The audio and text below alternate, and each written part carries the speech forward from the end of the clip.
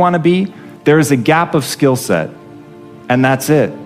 But once you know your mission, and once you believe that you can accomplish anything you set your mind to, then you can do the extraordinary. Now for me, getting out of that space of being lost, of not knowing what I wanted to do with my life, it all came down to needing to earn credibility with myself in very small incremental ways.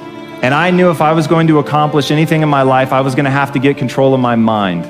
Now, ironically, there's two ways to get control of your mind. Way number one is directly going to the mind, which can be very scary, can be very daunting, very ethereal. It's ephemeral, it's hard to grab onto, it's hard to touch. But way number two is through the body. And so I decided that my kung fu was going to be to get very good at developing my body. And in that process, I was going to learn about nutrition, which would allow me to help my mom and my sister. In that process, I was going to earn credibility with myself, and earning credibility with yourself is so important. Do it in micro ways. For me, just showing up to the gym every day was a micro victory. I said I was going to do it, and I did it. Now you have to understand, I hate working out. So for all of you crazy people that get an endorphin rush from running, I hate you all. Running for me is like being stuffed into a meat grinder. There is absolutely nothing pleasurable about it whatsoever. So whatever neurological thing you guys get that you've been blessed with, I have not been blessed with that. So for me, showing up at the gym sucks. Eating a bowl of ice cream is awesome. And so getting to a better place for me was a totally different journey.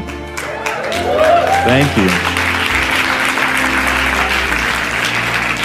And what that was just showing up every day and putting in the work. It was reading about human metabolism and understanding how what I eat impacts my body. It was earning a little bit of discipline every day, knowing that, well, I did it yesterday, I can do it again today. It was not eating something that I wanted to eat. And most importantly, and if you're taking notes, write this down, it was about changing my identity. Because at the end of the day, identity and values drive behavior. Identity and values drive behavior. So if you want to make a change, you have to change your vision of who you are. You have to begin telling yourself a different narrative. And the narrative you tell yourself about yourself is everything. And if you tell yourself that you're a scared, undereducated kid from Tacoma whose family has never accomplished anything, let me tell you what you will become. A scared, undereducated kid from Tacoma who never accomplishes anything, because that's what you believe.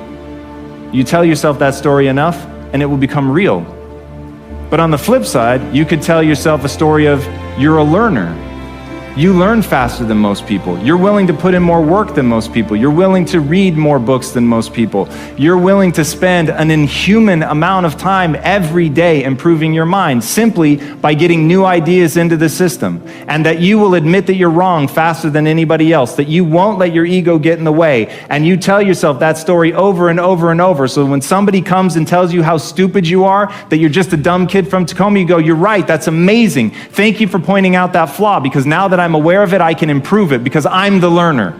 And once I switched my narrative to being the learner, it didn't matter where I started, it only mattered where I was trying to go. And as long as I had that clarity, then I could execute, because I believed I could do anything I set my mind to without limitation. You don't need a better economy.